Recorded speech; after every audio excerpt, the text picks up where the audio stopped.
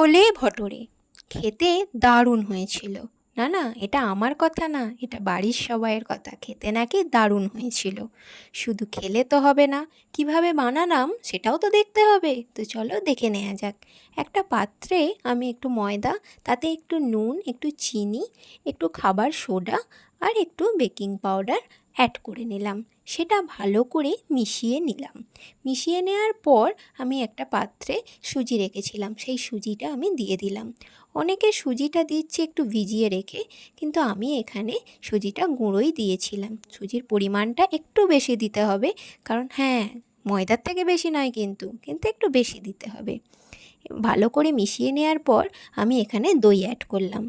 দইটাও একটু ভালো করে মিশিয়ে নিতে হবে। তো ভালো করে মিশিয়ে নিয়ে একটু একটু জল দিয়ে, অল্প অল্প জল দিয়ে আমি এটাকে মেখে নেব। এটা রেস্টে রেখে দিতে হবে, কারণ এটা যত রেস্টে রাখবে তত সুন্দর হবে। তো আমি এখানে 2-3 ঘন্টা রেস্টে রাখবো বলেই একটু তাড়াতাড়ি মেখে নিলাম। হাতে যদি সময় না থাকে তোমরা আধ ঘন্টা রাখলেও হবে, এতে কোনো অসুবিধে হবে না। তো আমি ভালো করে মেখে নিয়ে এটা রেস্টে রেখে দেব। তো অল্প অল্প জল দিয়ে আমি মেখে নিলাম। হ্যাঁ, একটা কথা বলতে তো ভুলেই গেছি, আমি কিন্তু কোনো ময়েন দিইনি। তোমরা ময়েন দিও না, কারণ এটা ময়েন দিলে ক্রিস্পি হয়ে যাবে, খেতে ভালো লাগবে না। তো ময়েনটা পরে দেব। এই দেখো, মাখা হয়ে যাওয়ার পর আমি এইবার ময়েন দেব।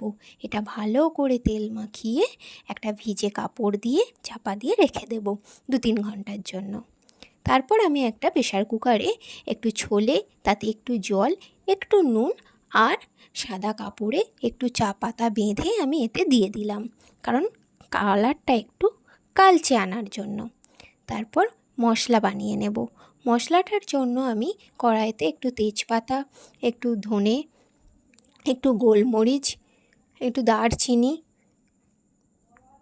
একটু গোটা মরিচ, এলাচ, লবঙ্গ আর স্টার অ্যানিসটা দিয়ে একটু নাড়াচাড়া করে নেব। নাড়াচাড়া করে নেওয়ার পর আমি এখানে একটু মৌরি অ্যাড করলাম। মৌরিটাও নাড়াচাড়া করে নেওয়ার পর আমি জিরে দেব, কারণ জিরেটা আগে দিলে জিরেটা কালো হয়ে যাবে, তাই জিরেটা আমি লাস্টে দেব। তো জিরেটা দেওয়ার পর একটু নাড়াচাড়া করে নেব। মশলাটা আমি করে নিলাম, এবার মশলাটা আমাকে গুঁড়িয়ে নিতে হবে। তো চলো মশলাটা গুঁড়িয়ে নেওয়া যাক। তো মিক্সার জারে আমি মশলাটা দিয়ে দিলাম, তাতে একটু নুন, একটু চাট মশলা আর কাশ্মীরি মির্চ দিয়ে আমি পেস্ট করে নিলাম, গুঁড়িয়ে নিয়ে রেখে দিলাম। আমি বাইরের কোনো মশলা ইউজ করব না, তাই এই চানা মশলাটাই আমি ইউজ করব। কড়াইতে তেল দিয়ে তাতে কাঁচা লঙ্কা ফোড়ন দিয়ে আমি পেঁয়াজ আর রসুন বেটে রেখেছিলাম সেটা দিয়ে দিলাম। পেঁয়াজ রসুন বাটার পর আমি এখানে আদা বাটাটা দিয়ে দিলাম। সবাই আদা আর রসুন বেটে রাখে, আমি এখানে পেঁয়াজ আর রসুনটা বেটে রেখেছিলাম, কারণ আদাটা আমার বেটে রাখা ছিল।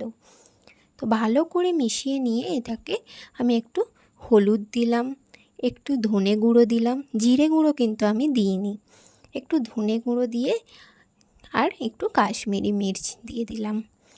দিয়ে ভালো করে নেড়ে চেড়ে আমি এখানে টমেটোটা অ্যাড করব। তো টমেটোটা দিয়ে দেওয়ার পর ভালো করে কষিয়ে নিতে হবে যতক্ষণ না তেল ছাড়ছে। টমেটোটা কষিয়ে নিয়ে ভালো করে নাড়াচাড়া করে কষিয়ে নেওয়ার পর আমি যে মশলাটা বানিয়েছিলাম, গুঁড়ো মশলাটা, সেটা আমি দিয়ে দিলাম। চানা মশলা যেটা বানিয়েছিলাম, তো সেটা দিয়ে ভালো করে নেড়ে চেড়ে আর তাতে একটু জল দিয়ে দিলাম। জল দিয়ে দেখো সেদ্ধ করে রাখা চানাগুলো আমি এতে দিয়ে ম্যাশ করে নিলাম। তো চানাগুলো দেওয়ার পর